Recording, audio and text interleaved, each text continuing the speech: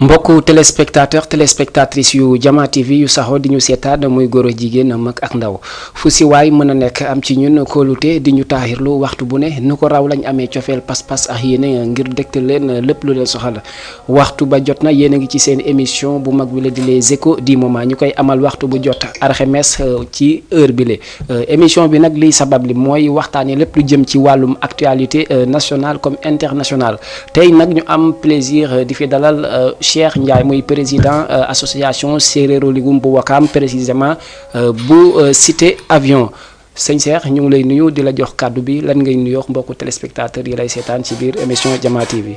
effectivement di la ziar bu baax. di nuyu waa plateau bi yëpp. surtout le grand journaliste. di nuyu waa Sénégal yëpp. nuyu d'abord fogole séeréer parce que man aussi xam nga. Voilà beaucoup. Ok. Le séeréer mais simna na pas qui ne gënon fa simna ngodum. Mais simna aussi à part fag association Séeréeru Ligum. Di nuyu baax commune de Wakam d'abord parce que mbokk lebu yeeg gaa yëpp ñu leen ziar bu baax. ok nama bu bal aussi lépp lu ñu fi wax rek mu doon njëriñu askan wi aussi. nama bu bali ka nen wo yegan waaw comme ngor ke hofa masala ok andam koy fogu eni we andone ga mbaña bobi ndax fayenem lay ka ndax fulana we nda dal andame dal abouba trop Cheikh ñu wara waxtaan lu jëm ci manam actualité nationale comme internationale tay lu tax ñu tamu la souvent émission bi dañ ci bëgg ñi nga xamne sont des leaders am luñu jité nga jité association mais avant tout d'abord ñu ngi ci li nga xamantene moy appel bu Laayeen récemment mo doon actualité bu récente tay discours bi ki nga xamantene mom moy khalife général des Laayeen autant pour moi tenir ko né Sénégal jàmm la laaj lolu en tant que un jeune bo xamantene ku am vision la yow naka ngay défé commentaire ci mbir mom wa ak comme bépp jullitan wala bépp sénégalais. mais d'abord di ñaan aussi lépp li nga xamantene ñaan nañ ko fa mu doon loo xamantene moo gën ci Sénégal. di ñaan aussi xalif bi ñu yàgg fi loolu te wér. di ñaanal Sénégal nii la mel. ñun ñëpp benn lañ amul murit amul tijaan amul laayeen amul catholique ñun ñëpp ñoo bokk biir diine bi. liñ ci mën a wax rek mooy. rafetlu ko. te xam ne aussi ñaan loolu lañ soxla. jàmm lañ soxla. ok moo gën fii moo gën fañ jëm. te surtout nag bu ñu nee di ñaan jàmm dañ koy njëkkee d'abord sur le président de la République le président Macky Sall. parce que moom moo yor Sénégal. lu mënti xew dina naan ci jamono président Macky Sall la woon. donc ñaan bi d'abord. man fi ma ko njëkk a jagleel mooy le président de la République. ok muy le président Macky Sall. ok di tegu nag. opposition bi aussi. ñu xam ne jàmm moo gën fépp. lépp looy wut. na nga ko amee si jàmm parce que boo ko amee ci safaan fa aussi. ok doo tal leneen lu dul jàmm. ok donc ñu ñaan rek opposition comme au pouvoir comme société civile aussi. ñu ñaan jàmm ndax jàmm moo gën lépp. naka ngay gisee ñu doon ci réew moo xamante ne boo nekkee kilifa diine coow daal di am boo si àddoo maanaam ñu jël ay saaga teg ca kaw wala ñu jël ay commentaires yu naaw daal di teg sa kaw. waaw loolu datewul tey. jamono yonent bi. salaam salaam. amoon na ay noonu. parce que yonent bi mu amoon ay noonu nag. astikam xalif général. koo fi gis nag. du ñëpp ñoo du ñëpp ñoo ko nangul. mais l'essentiel est que Sénégal dafa am nuñ ko mooñee. maanaam le président de la République dafa am lu mu jiite. mais xalifa yi aussi dafa am foo xamante ne ñoom fa lañ bokk. ñun ñëpp. ñoom lañ yaakaar. parce que gars dañuy wax rek mais xalifa yi ñoo yor dëkk bi. bu dëkk bi tàngee mars. ñoom lañ ñoo woote. fexe bu jàmm am fi. ok donc li mënti xew aussi. donc nañ leen warmaal. ndax ñoom lañ am. ok ñoom lañ am. dans ce cas est-ce que xalif yi jotul ñoom tamit comme li ñuy wax rek tey rek wax naa ko ci sama benn émission ñu ne tout ce que la parole peut faire maanaam le silence peut le faire est-ce que duñu wax ne xalif yi il n'est pas temps ñoom ñu bañati di àddu bàyyi woy politique yu ñu jiite. xam nga ñoom il faut ñu àddu. parce que ñoom bu ñu àdduwul. ñii fi ñu jëmee du baax. te ku àttewul. ku àttewul da nga àtte. donc ñu wax. moo ñu gënal. ok moo gën ci dëkk bi aussi. ok seulement que nag jamono dafa métti. xëy na bu ñu waxee. am ñu ko moomel ñeneen. te ñoom nekkuñ fi pour président wala pour opposition. ok dañ fay nekk pour la population sénégalaise. lépp loo xamante ne moo gën ci réew mi rek dañ koy wax donte nag. am na ñoo xamante ne aussi dañ bokk ci kër diine yi. di politique. ok ñooñu aussi xam nga ñii bu ñu waxee. dañuy xool ñu leen arrangé ñu mu defee ko noonu. dafa dem ba fi ñu toll nii ñu war a wax sax ñemeetuñu wax. ok wala boog ñi war a wax duñu bëgg a wax. donc dañuy dem ba nga xamante ne xëy na mënta ñàkk. ñu soog a wax te loolu nag wax nañ ko moytu. ok est-ce que yow vous êtes du tout d'accord ci ñi nga xamante ne yàlla dafay def ñu doon ay sëriñ wala ñu doon ay doomu sëriñ daal di dugg ci langue politique bi nga xamante ne ay gëstukat dañu wax ne Sénégal jàmm bi fi ne bu naree dem ba maanaam réew bi bu naree dem ba dugg ci coow wala ci loo xamante ne comme ay guerre civile noonu yi fenn lañ ko mën a awalee mooy ci côté tarixa kon ci loolu day tax ma laaj la est-ce que gis nga ne ndombal tànk lii di sëriñ est-ce que war na tañ am possibilité wala est-ce que war nañ leen bàyyi ñoom ñuy def politique ci biir réew mi. waa xam nga donte nag ñëpp ay citoyen lañ. waa xam nga aussi dañu nekk si dëkk boo xamante ne. dafa am loi et règlement. te nit ki aussi. bu fekkente ne yoon may na la nga candidaté wala nga ne fii laa bokk pour defar réew mi. loolu islam moo ko njëkk a santaane. mais mu rafet. mu rafet. xam nga. par exemple bu ñu nee diw dafa sant Mbacke wala dafa sant si wala dafa sant Laay warul politique. mais am na ñoo xamante ne ñu sant Mbacke dañu sant Mbacke ñu sant Laay mais ñoo gën a xam réew ni muy doxee. donc ñooy boo génnee seen loxo si biir rek. amana fu mu war a jëm du fa jëm. donc ñu jëm ko moderniser. jëm cee waxtaan. am yu ñu jomb aussi. parce que aussi par exemple boo nee diw Mbacke la sant. man am na loo xam ne même bu ko defee sax man du ma ko mën a wax ndax sant wa. donc aussi ñoom aussi bu ñu ci bokkee. dañuy xool nu mu gën a rafetee. nu mu gën a naayisee ñu koy doxalee noonu sinon aussi. mu daal di am solo bu baax a baax ñoo ko gisee noonu mbokku téléspectateurs yi tey ki nga xamante ne moom mooy Cheikh Ndiaye di président association Séeréero Ligum bu Cité Avion moom lañ daal di dalal fii nii ci biir émission bi nar a faram-fàcce moom lépp lu jëm ci wàllum actualité Cheikh Ndiaye da nga diriger benn association boo xamante ne maanaam presque ay jeunes yu bëri dañ si ne ay jeunes séeréer mais aussi tamit mun nañu wax ne képp kuy wakaam tamit xam na association boobu. association Séeréero Ligum est-ce que yéen un nombre de ñaata ngeen exactement. d'abord association bi du ay jeunes kese ñoo si nekk. am na ay kilifa yu mag. ay góor ay jigéen ay mag ak ndaw. donc dafa nekk maanaam boo xoolee population sénégalaise ni mu composé woo. association bi noonu la composé woo. par exemple bi ñu mujjee def dañ def aussi par carte de membre. ñi nga xam ne ñu ngi woon see carte membre ñu ngi nekkoon de 200 personnes. aussi du Wakaam kese la nekk du Cité Avion la nekk mais Wakaam ak Sénégal la nekk. ñoo xamante ne. dëkkuñu Wakaam ñii dëkkuñu Dakar. donc Fatick comme Kaolack comme Diourbel ak yu bëri ñu ngi si biir. dëgg la léegi tey la fee ngeen tënk ko ne association Séeréero Ligum sa kon loolu dafay exclure képp kuy olof bokkoo si biir wala képp kuy pël bokkoo si biir. waa xam nga aussi. d'abord mbéy dañ koy commencé say weewu tànk. d'abord li tax mu juddu. xëy na dañ ci ñëw. mais il fallait que ñu identifier ko fenn comme ça ñu am ñu mën a recenser. jëm waxtaan ak ñoom ba yu bëri yoo xamante ne mi ngi xew ci dëkk bi. ñoom dañ ci bokk. comme nag ñun ay séeréer lañu. donc dañ koy commencer d'abord si ñun mais fi ñu toll nii dem na ba. suñu mbokk Haalpulaar yeeg gaa yëpp a ngi si biir. mu daal di am solo léegi tey yéen maanaam association bi kañ la diire ak yow booy def comparaison entre bi mu sosoo ak tey est-ce que yéen a ngi jàpp ne lu war di mën a wéy la wala da ngeen gis ne créé ngeen loo xamante ne bougéwul mais ñemeetoo wala ne bàyyi nañ. non association bi nga nga tontu ma nag sincèrement quoi waxuma nga tontu pour ñu ne président défendre nañu. de trop quoi non man ma fi pour défendre. ok la nekk di wax quoi. donc aussi ñu ma seetaan. am na yoo xamante ne bon. mooy loolu quoi mais bon. mi ngi judd 2013. donc 2013 2014. 2015. ñu am récépissé. donc taxawaay ba ñu amoon teel lañu gën a taxaw pour nes yi. parce que vraiment ñi nga xamante ni bañ koy sos ñu ngi woon côté 10 personnes 20 personnes. donc bi ñu dem ba nekk 200 personnes. donc gars yi gis nañ seen bopp.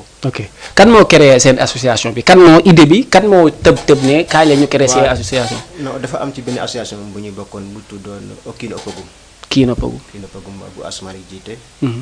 donc ñu demoon fa am benn événement bu ñu defoon mais bon après coow bëri woon. ñu ne daal léegi nañ def taxawaay boo xamante ne dañuy taxaw. pour réew mi. mais dootul nag pour aspect réew mi kese quoi mais dañuy taxaw pour réew mi. par exemple dañuy indi ay formation ay bourse pour élèves yi.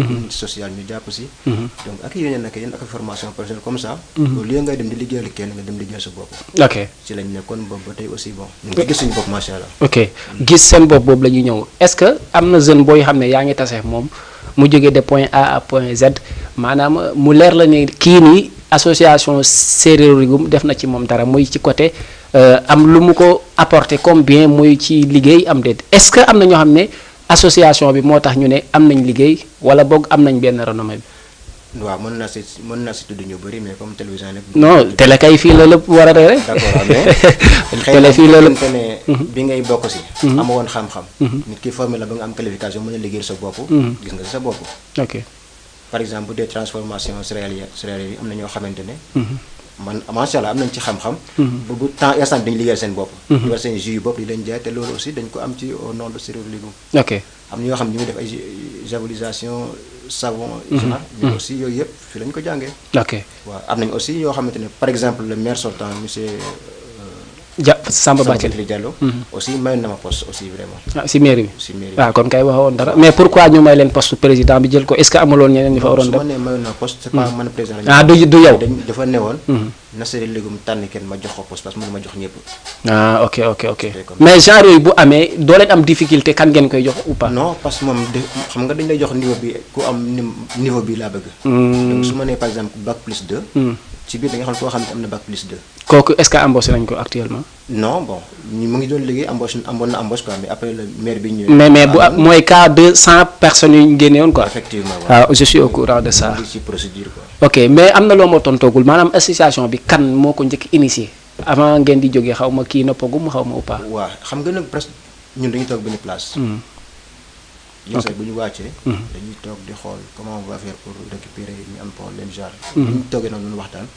suñu benn maire ba tudd maire Astou Ngom. des politiques sax xam naa ma koy ziare bu baax. maman Astou Ngom yaay booy ñu ngi lay ziare bu baax. maman bu jàmbaar ok. voilà ñu toog foofu ñu mel léegi. ba léegi ngeen di dem ci benn association. mais nañ fabriquer association Céréales Légumes. ok noonu ñu toog waxtaan.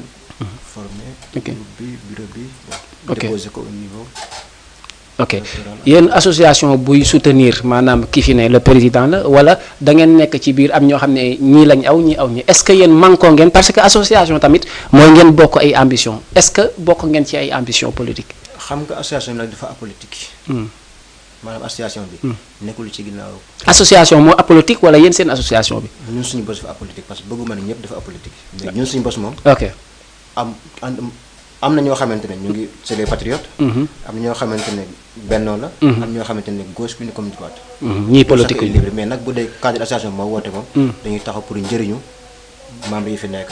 ñi fi nekk loolu loo leen si jublu est-ce que amul ñoo xamante est-ce que tamit maanaam association warul tëddee comme njaaxaanaay au lieu ñuy ne association bii de maanaam ci mouvance bi lay àndal ou pas. waaw moom laa la wax xam nga. par exemple su ma nee dañu ànd ak mouvance bi. kon dootul nekk njaaxaanaay. parce que am na ñoo xam ne dañu adhéré. parce que dañoo gëm. projet wu association bi. ok donc boo nee diw la àndal. ñooñu da nga leen di xam nga. seen budget ñaata la. bon. mënuma ko wax fii. dañuy waxtaan léegi am na ñu bëgg a xam ah. non moom peut-être. budget mais environ mënoo mën a seen budget. ñoo ngi sant yàlla daal bu baax. yéen a ngi sant yàlla bu baax a baax. condition yi nit di adhéré si seen kii bi nan lay demee conditions yi. d'abord du n'importe qui la ñuy jël si association kii bi waaw. ok parce que d'abord xam nga ñun aussi dafa am fu ñu bokk. am lu ñu incarné. donc bu dee koo xamante ne par exemple dangay saaga wala jeune genre boobu. moom duñ la may lu nga adhéré. ok à part ça nag boo ñëwee pour bokk pour la culture sérère wala boog pour ñi mën amul liggéey mën a am liggéey. wala bu ñu dugg pour formation wala dugg pour social aussi wala pour jàpp si. ok les portes sont ouvertes. ok lan mooy waral souvent yéen boo leen amee xew-xew day am na ay artistes yoo xam ne ñu ngi si biir. je ne veux pas citer mais am na ay artistes yu nekk si biir. souvent da ngeen di jéggaani jëli beneen artiste te am na ay artistes séeréer yu nekk si biir association pourquoi doo leen jël def leen un partenariat éternel boo xam ne lépp luy jëm ci activité séeréer ñoo koy tëgg. bu dee am na artiste bu si bokk. Paul Yacine si la bokk. si la bokk. te Paul aussi chaque année dañ koy jox 2 dates wala 3 dates. waaw bu dee da ngay def 5 wala 6 journées nag boo joxee nit ki 3 jours wala 2 journées aussi. voilà quoi. ok noonu la demee quoi. parce que aussi culture bi yenn saa dañuy toog dañoo nañ bii pas moom. dañoo bëgg diw tëggal ñu. parce que c'est pas président mooy naan diw mooy tëgg. mais dañuy def programme pare ne léegi programme bi li leen ci bëgg. kii moo ñuy tëggal. kii la ñuy pare ne. ok buñ ci amee retombé aussi li leen ciy def. ok parce que aussi li ma ci bëgg mooy. nekkul dañuy tëgg rek pour fecc ak autre chose. ñu weesu nañ foofu. mais nag pour nga am des retombées. il faut nga def benn activité. Ok. comme ça li nga ciy gagné aussi. ci ngay fay élève ci ngay fay ay formation. ok ay bourse ay social ak yeneen ak yeneen. mais li taxoon ñu fal la est-ce que gis nga ne yaa ngi jëriñ association bi quoi. ah peut-être ñu non non je dis pas peut-être waxuma peut-être de grand bi da nga ma bëgg a teg dil quoi maanaam waxuma peut-être est-ce que yow gëm nga ne yaa ngi jëriñ association bi. waaw xam nga wax sa bopp day xaw a métti. mais vraiment association bi dañ ci aussi mandat 1 an ngay am. renouveler ko mais illimité aussi ba neexee. depuis kañ nga yëg. maa ngi di sama 4e année bi. 4e année chaque jour nga battre record gars yi ki waat. daaw dama ne woon damay arrêté. mais ñoom ñoo ma demandé woon. ñu continuer lan moo la poussé woon nga ne da ngay arrêté. non parce que dama gëm ne buñ la joxee dara. nga def ci ay résultats. jot ngay toogaat. joxaatal booy yi quoi. waaw joxaatal booy yi quoi. non bu wax ay boy quoi parce que ñoo xam ñoo mag. ñoo la mag quoi. mais boo nekk si defee biir sa preuve bu ñëpp xam ne am nga ay preuve. ok nga dem moo gën. léegi yow da nga fa ëpp njàngal li tax ñu jox la pour nga diriger ou nan la fa y a des dem maîtrisards y a des professeurs. léegi lu tax ñu wóolu la. peut-être suñu borom la. ah non non bu doon loolu kay dañuy bàyyi borom bi jiite rek mais li tax yow nga doon président peut-être am na critère boo xam ne gëm nga ne même ñoom buñ la ko xool gëm nga ne est-ce que man du lii moo tax ñu fal ma ko.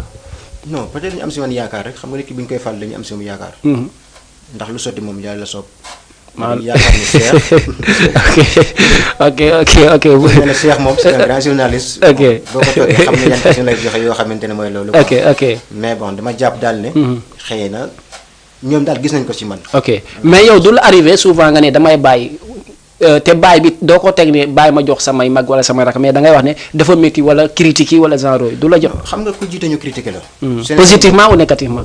ñaar yëpp mën na nekk. da nga toog xam nga surtout association mbooloo moom. ñii dañuy yaa day frustré genre gauche lii laa bëgg ñii dañuy lekk xaalis bi ñii dañuy faral te genre lu ne dañ koy dégg. mais bon loolu aussi mooy njiit il faut que naw ñu critiqué la. ok ñi xamul bu ñu ñëwee laaj la nga xamal leen ñi xam. dañuy continuer. nee nga gëm nga ne am na association bi ñoo xam ne association bi def na ci ñoom dara. yow association lan la def ci yow.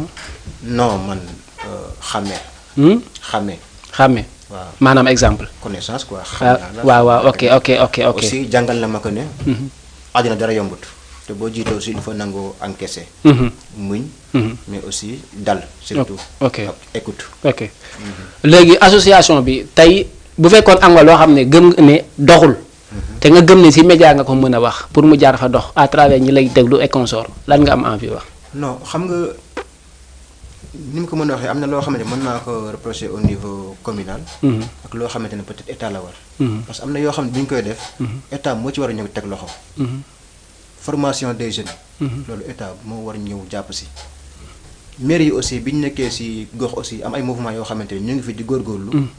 bu dara amee ñu taxaw. bu am social ñu taxaw ci def ay formation ak yeneen. dafay baax aussi maire may leen doole parce que am na yoo xamante ne pour nga def événement pour am ay billets pour rembourser ko dafay métti. te ki nga jëlee par exemple benn bajjana gox bu ñu jëloon pour ñu def ay formation kii yu bëri la. mais dépense bi day bëri. ñan ñoo ko doon financé yéen. ñoo ko financé si xaalisu seen kees bi waaw. si xaalisu kees bi quoi. kees bi waaw. waaw ok mu am solo kon léegi mun nañ mbokku téléspectateurs yi comme ni mu leen ko waxoon suñu invité tey gars yi ñu ngi lay laaj affaire yi suñu invité bi moom mooy ki nga xamante ne maanaam moom mooy Cheikh Ndiaye di président association fi nga xamante ne moom mooy séeréeru ligum nekk fii nii ci Wakaam waaw am ay jeunes lañ yoo xamante ne dañoo am yaqin ne ñu war a mën a contribuer ci développement communal bi la moo tax bàyyi ñu benn yoon seeni loxo mais Cheikh dañuy dugg ci wàllu actualité ci li nga xamante ne purement politique ñu xool yow nan nga gisee politique réew mi mais avant loolu d'abord dañuy xool selon tey ndaka nga gisee écrivain maanaam bindkat bu njëkkaan bu bindee dañuy xaar ci moom coppite mais tey dañoo gis ne surtout ma nouvelle génération bi ku ci bind rek bu fekkee da nga am renommée bu livre bu génnee léegi ko muy jur saafara mais jàngoro lay jur. xam nga monsieur Cheikh Yérim Seck. d'abord ñëpp nangu nañ ko xam-xamam. man boobu nangul naa ko. te ñëpp aussi xam nañ c'est un grand journaliste. mais écriture dafa doy waar. ok parce que suñuy doom suñuy sët bu ñu ñëwee dañ koy lire. donc boo demee ba si bind rek na nga ci bind loo xamante ni ku ko lire jëriñoo si. mais par exemple ci mu ngi si condition bi jigéen nag. lu mu ñu yokk. ok et que aussi dafa am ñoo xamante ne président institution la moom a gën a xam sax d'abord. mais boo demee ba siy bind del bind loo xamante ne. vraiment ku ko lire da ci am respect. ok da ci am respect parce que surtout loolu mooy indi. yéen Sénégalais yi mel ni ñu war a mel. ok selon ay écriture am na loo ci rafetlu ou pas. si am na lu ma. muy exemple. am na lu ma ci rafetlu. contrat yi nga xamante ne. ak yeneen ak pétrole beeg bateau yeeg. bateau yi pêche bi quoi licence de pêche yeeg. ok yooyu yëpp. dafa baax ñu koy souligner. comme ça ñu mën cee wax. ok d'ailleurs dégg naa le député Mamadou Lamine. Diallo Tekki. dana yóbbu assemblée pour jéem a xool. ok ndeerlu mais loolu dafa baax. ok c'est-à-dire Sénégal li fi nekk lu baax li ñu war a bind. dafa bëri. mais malheureusement aussi population sénégalaise moo. bëgg affaire fait divers noonu laa ko mën a tuddee. ok livre aussi boo déggee ba si bi am na yu bëri yoo xamante ne. amee nañu njëriñ. waaw te nit ñi waxuñu ci si yi nekk ci kaw rek la ñuy interpeller quoi. waxuñ ci dañu xool loo xamante ne yu ñàkk fayda la ñu baal ma. ok kàddu gi. ñu commentaire ci rajo yeeg télé yi xam nga finalement. li nga xam moo ci am njëriñ. dootuñ ko mën a xam. ok dans ce cas nee nga côté affaire pêche yi contrat yeeg genre yooyu noonu yooyu da nga ko rafetlu lan nga ci rafetluwul loo xam ne gis nga ne lii dérapage la waa ji donte borom xam-xam la nangu nga ko mais il ne devrait pas écrire ainsi quoi.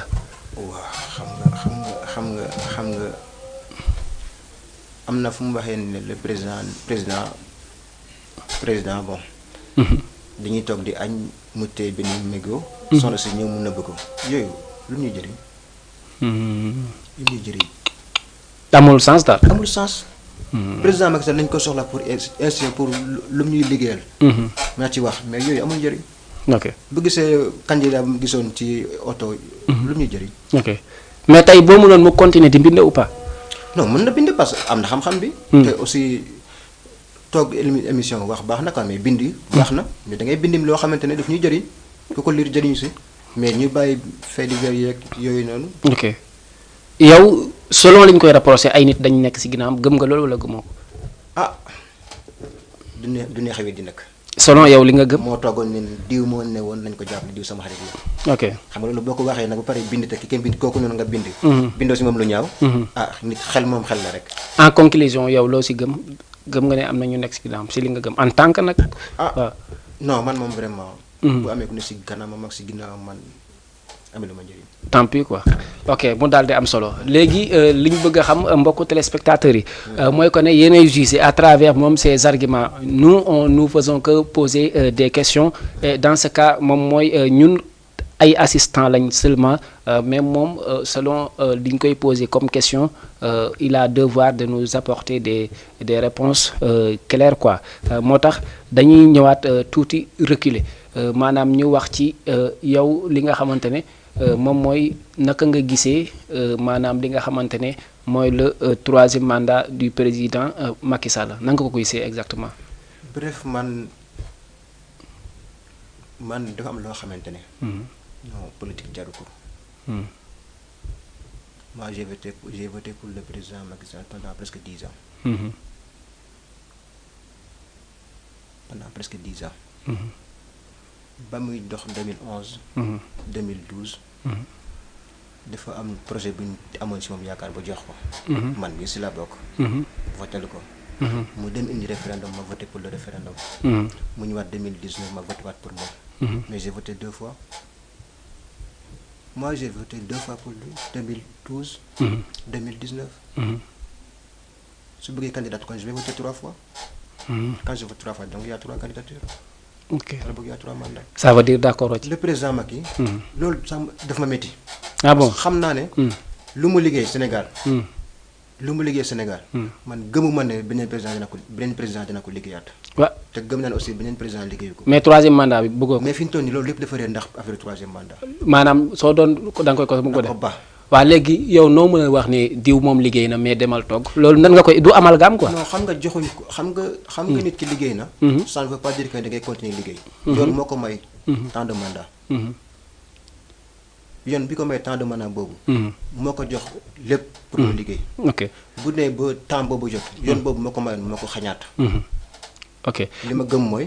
mu terminer ko ak bu na ci arrêté. xool keneen ku gérer mu gérer. mu dox leneen parce qu'il est tout jeune. ok dans ce cas yow loolu ci moral nga ko teg wala ci droit wala ci bëgg dëkk bi jag quoi. xam nga moral ak loi. dafa bokk ci liy doxal dëkk. moral ak loi. dafa bokk ci liy doxal dëkk. c'est pas pour rien. kilifa diine yenn saa ñu woowee ne la bul def li defal lii loolu du loi mais parce que loolu moo gën ci dëkk bi. j'ai pas dit que ne nag leneen quoi mais man li ma gëm mooy. def na ay preuve am. ku bëgg ku bañ xam nga ni il a bien travaillé. ok il a bien travaillé. ok mais heure am moo jot. ok léegi damay laaj benn affaire muy naka nga gisee selon Macky warul dem 3e mandat est-ce que chemin bi nga xamante ne opposition yi moom lañ jël pour xeexee ko chemin bi ñu jël d'une manière large est-ce que gis nga ne ñoom tamit c'est le bon chemin aussi. waaw xam nga nit ku ne ñoom aussi ay kilifa lañu am ñu ne seen ginnaaw. dinañ xelal yoon bi ngeen di jaar. donc ñoom dafay xaw a métti. nga ne leen. yoon bi ngeen jaar baaxul et consort mais xam naa daal moom. nguur. kenn du tëdd nelaw rek xëy am ko. am na lu mu laaj quoi.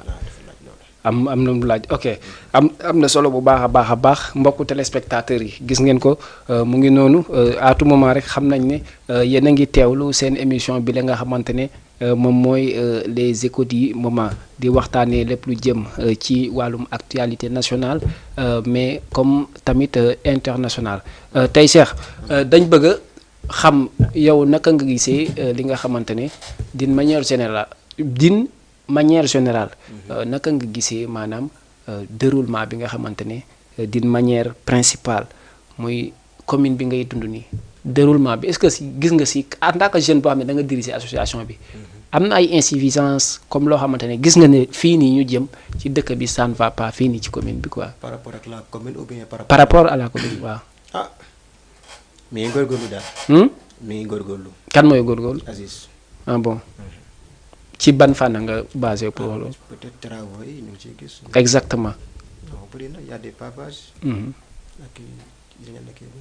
ak yeneen yooyu la pavage yi daal pavage yi moom nee na gañ quoi ñun li ñu soxla souvent nga ñuy wax lu ñu xamul quoi. mais pavage yi moom gëm naa ne. waaw xam nga foofu dafay naqaree pour man ma juger ko. parce que am na noo ciy waxee rek. bon dañ lay dëkkal foofu noonu. mais li tax ñu tànn la kay li tax ñu tànn la. xam nañ ne loo fi wax. maanaam warut a mën a dis ci yow parce que nit moom boo jiitee moom. boo ko wax ak ki jiitewul dara yow boo jiitee. boo waxee juum sax di nga ne li ma jiitee tax loolu tax ñu invité la mais yow selon yow. pavage nga wax ma ne la est-ce que pavage yooyu noonu kese nga sukkandiku pour wax ne diw ça va. bon xam nga projet yi bëri na. mais bon bëgguma def promotion. non c'est pas. parce que am na noo c'est pas du promo non jox nañ la liberté. ok xam nga boo xoolee stade bi. am na fu mu taxaw. boo xoolee hôpital Ouakam bi. donc aussi yooyu yëpp marché yu taxaw la. d'accord yu nekk en marche quoi taxaw la usine de dessalement bi aussi am na yu bëri yoo xamante ne. ñu ngi ciy dox. man xam naa ñu ngi ciy dox. ok donc yooyu aussi dafa am njëriñ boo xamante ne dafay ñëw ci njëriñu commune bi.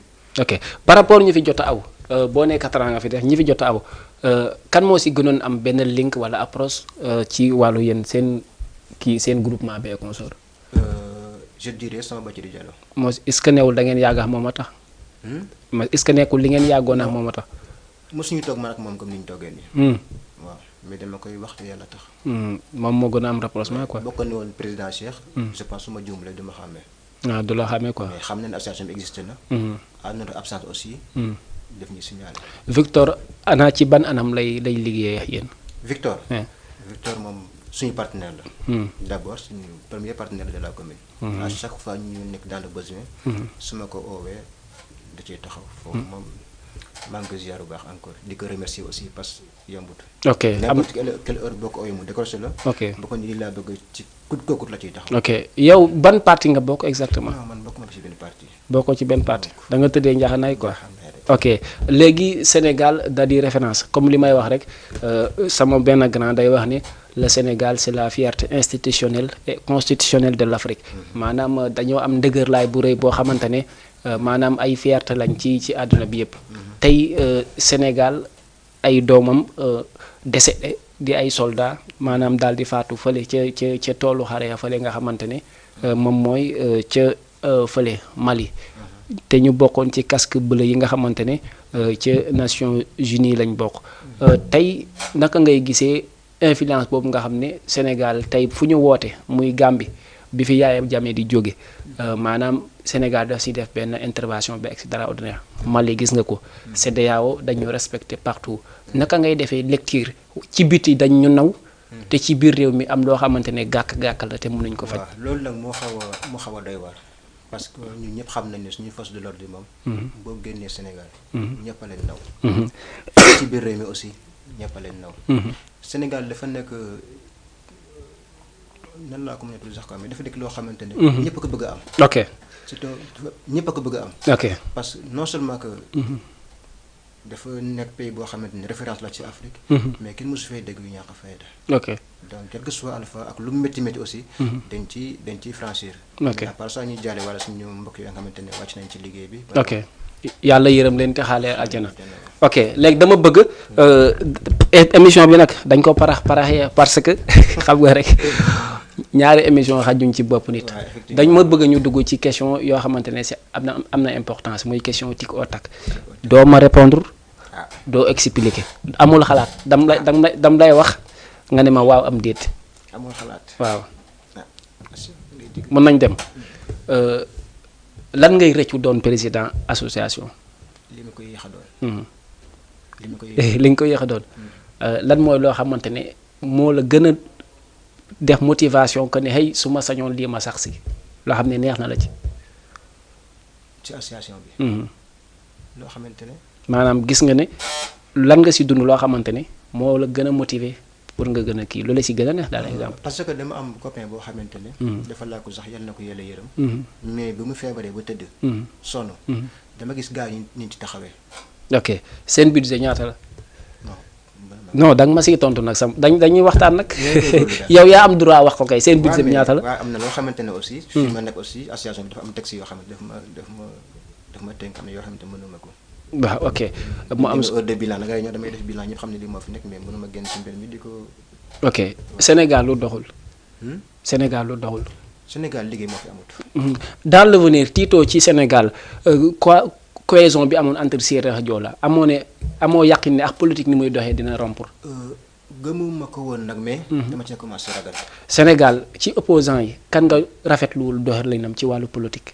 wala koo xamoon ne boo amoon di nga ko ne defeel nii kooku lay doon maanaam koo xam ne rafetlu woo doxam ci politique. koo xamante ne rafetlu ma doxinam ci politique. non loolu mënuma ko wax. non si xanaa c'est-à-dire conseil la lañ koy doyee parce que xamoo ki lay déglu.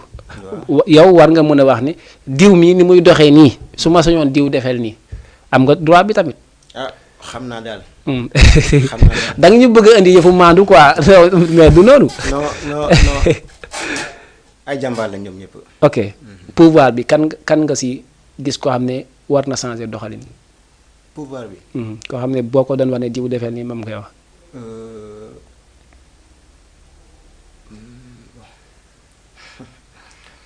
kan laa xamante ne doxalinam neexuma. loolu nga bëgg a wax. xaste daal baaxut. xaste baaxut. déedéet man nit laa la wax yow soos nga ma wax dama la ne kan nga xam kan nga gis ne opposant maanaam muy il est au parti pouvoir doxalinam neexu la dalay déranger quoi. doxalinam daf may déranger. xam nga man nag moom gars yi moom. non da ngay wax rek wala da ngay bañ gars yi téye financement yi quoi. non man dañ ma financé loolu lay wër. ah bon. ok léegi tontu ma si loolu. koo xamante ne doxalinam neexuma.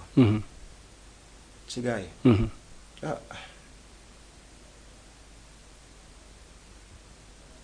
Masali xëy na. Masali pourquoi lan moo tax. non parce que saaga xas li. ok bu fekkente ne da nga nekk njiit wala dina dénk dara loo xamante ne état ko moom. yu bëri war a see nekk. ok Sénégal maanaam ci wàllum pollution dañ wax ne wala sax ci wàllu salubrité dañ joxe ñu ne Sandiara mooy la ville la plus propre au Sénégal yow boo amee analyse ci looy def ci biir boobu pour yow lan moo leen yóbbee loolu. non parce que dañu am maire bu baax rek. bu disponible xaw ma ko. mais ci loolu nga jàpp quoi. waaw ok daa am benn point de presse boo xamante ne waa Cité Avion dañ ci doon maanaam naan dañoo bëgg ay hectare bi nga xam ne moo nekk ci camp Port-à-Paix ñu déclassifier ko pour ñu jox leen ko ñu def ci ay marché ay station am kii yéen lan moo tax doxoo leen ci ay jéego en tant que association bu nekk ci biir Cité Avion. non dox nañ ci ay jéego sax. mais xam nga. Cité Avion mais est-ce que c'est visible seen kii yooyu. non xam nga nekkul ñun nekkuñu xam nga daa am taxawaay boo xam ne boo ko bëggee am rek. dañ la dëkkale politiquement. ci loolu doxul mais en tout cas li ñu war a dox ci suuf ak ñu ngi koy dox. Cité Avion dafa nekk zone boo xamante ne. il faut commune wala boog état xoolaat ko. waaw dafa màgg. ok. dafa màgg. ok Cité Avion non seulement Cité Avion amul. 55 000 habitants je ne sais non pas. dafa doy waar. ok ba pare amul espace. terrain football amu fa. terrain bi gars yi dafa bële noonu du terrain suufu jàmbur la. ok kooku boo xëyee tabax gars yi fa ñu jëm. ok autant si biir piste bi lañ doon football. ok mais terrain de football rien. ok marché rien. ok ban cri de cœur ngay lancé wala ban appel ngay lancé à travers ñi lay seetaan d'une manière générale muy ci nguur gi muy ci état bi pour ñu mën a tàggatoo. li mu bëgg daal mooy. d'abord di wax le président de la république. ñun jàmm lañu soxla. parce que réew mënoo ko defar ci ay. ah bon di wax opposition bi d'accord oui. opposition bi aussi. nguur boo koy wut dëgg la sax moom nguur moom kenn du ne la ñu jox la ko. balaa ñu la ko jox moom. il faut natt yu métti comme Mandela comme Wade dañu ko tëj ci daal fu ñuy sànni ko. ok donc yombut. ok mais nañ ci bàyyi xel tout le temps que ndaw ñiy topp seen ginnaaw aussi. ok dañu am si ñoom yaakaar te am na loo xam ne bu ñu ko defalee si bopp gars yi. après ñu jël nguur aussi. dafay métti. ok li mu bëgg état bi nag mooy. association bi dafa soxla koo xamante ne may na ko loxo. demandé wuñu ku ñu jox ñu duggal suñu poche. mais ku ñu jox ñu continuer suñu formation ndax ñi nga xamante ne. kon yow da ngay dégg diw dafa lekk suñu xaalis da nga koy dégg. non damay déglu ne. léegi ab noo koy dundee. waaye mu sedd. da ngay bàyyi noonu rek ñuy wax sa kaw. mais kii ne di moo ko sant dañ ne ku waxul dara yaa def. c'est-à-dire su ma waree wax. danaa wax fi mu war a waxee. su ma demee réunion. ñi nga xam ne ñoom laa sekkal association bi. danaa lay waxtaan ak ñoom ci lépp. ok bu dee ñi nga xamante ne peut-être ay kilifa lañu may digganteeg ñoom yenn saa parce que yenn saa aussi nga am événement boo xamante ne day naqari ko organiser. donc da ngay soxla ay affaire ñooñu mën nga toog ak ñoom waxtaan ak ñoom say projet mais de toute façon surtout Victor. maa ngi gis muy financer association yeeg jigéen yeeg yooyu noonu. ñun soxla nañ ci. yéen financé wu leen. non non amaguñ. est-ce que dox ngeen si ay jéego. ah doxoon nañ ci mais xam nga aussi. sottiwul. non waxuma mënuma wax sotti mais parce que gisaguñu daal dara quoi. ah bon en tout cas. bëgg nañ ci mu jàpp ci daal parce que li ñu bëgg rek mooy. ñi nga xamante ne dañuy jógee dëkk ba ñëw toog fii. di def si benn liggéey bi. suñu sañoon mooy. ñu dem former nañu ba ñu mënal seen bopp. dem liggéeyal seen bopp. ok parce que jóge fay ñëw liggéey si fii 1 mois 2 ans 3 ans nga dem sëyi amoo benn xam-xam. boo demee rek bi amoo loo fay def. dafay métti. mais boo defee fii sa boo ñëwee fii am formation. boo demee sëyi aussi. ak foo mënti dem. nga yóbbaale ko. ñi nga xamante ne aussi am nañ ci qualification. am ci seen diplôme. maa ngi ñaan aussi ñu góorgóorlu ci mais ñooñu aussi dañu laa gën a soxla. financement parce que demoon na avec monsieur le maire bi ñu soogee installé wu. ñu waxtaan ma ne ko man lii laa bëgg man j'ai pas besoin ñu jox ma 5 millions wala 10 millions wala 5 francs. li nga bëgg rek mooy matériel. boo xamante ne naa ko jox ñii. man ma gën a sama jox leen. ñu dem liggéey. ok bu am solo ñu ngi lay gërëm di la sant. ok di la jaajëfal bu baax. ok vraiment bokku téléspectateurs yi ñoo ko gisandoo yéen a ngi woon ci seen émission les échos du moment comme ni ñu koy waxee di nuyu suñu directeur général bi ñu woon a leex téléspectateurs yi mbokk yi xarit yi ñu ngi leen di jox di daje bu ëllëg incha allah ci beneen jotaay ci biir Jama TV dans l'émission les échos du moment merci beaucoup.